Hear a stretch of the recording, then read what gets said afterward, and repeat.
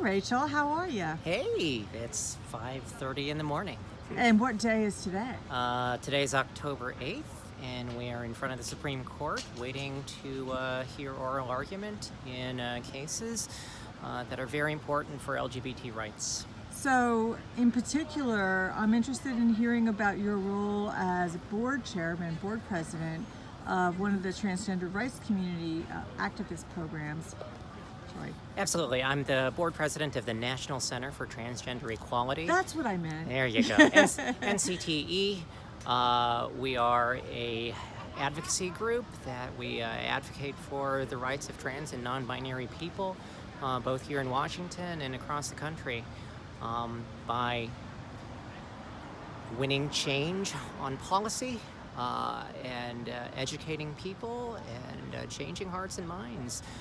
Just letting people know about the reality that trans people do exist, and we seek to get policies that reflect that and reflect the reality of our lives. Hello. So Tracy, sorry, I'm really tired. So Rachel, Yeah. earlier tonight, or this morning, someone said, "What's this about? What are the cases all about?" And you launched into an immediate summary of what the rights were and how important it was. And so I'd love for you to explain to the listeners right now sort of what you see, what the case is about today that affects transgender people, employees in particular. Sure. I think the easiest way to think about these three cases is that in two of the cases, people were fired because they were gay. And in one of the cases, Harris Funeral Homes, someone was fired. She was fired because she came out as transgender. And so these cases are really about whether it's okay to fire someone because of who they are or who they love. Being a little more technical, because we are lawyers, Title VII protects people on the basis of sex. That it says you can't discriminate against people on the basis of sex. And for someone who's transgender, saying that, well, I just don't agree with this and I want to fire you because you're transgender, it's because you're not conforming to stereotypes about sex. It's because who you are is so closely related in there to sex.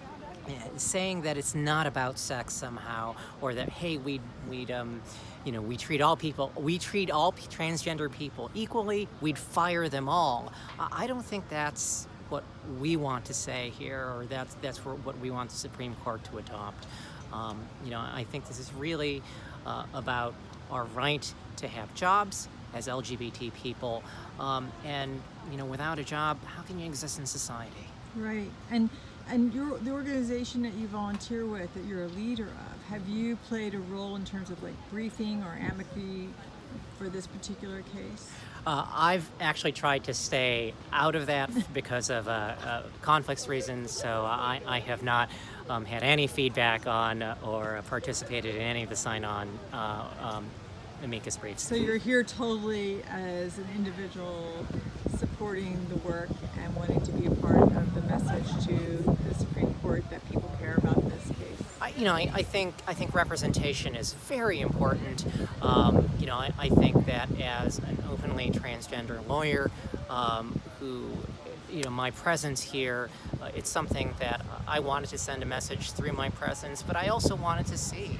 I also wanted to see this very historic moment.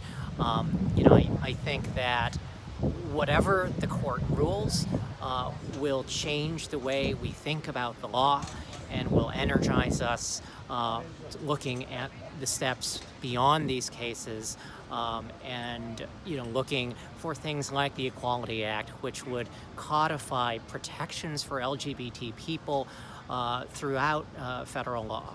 And so I'm really hopeful that Senator McConnell will move the Equality Act regardless what the court does. I think there's strong support for writing protection for for LGBT people into federal law.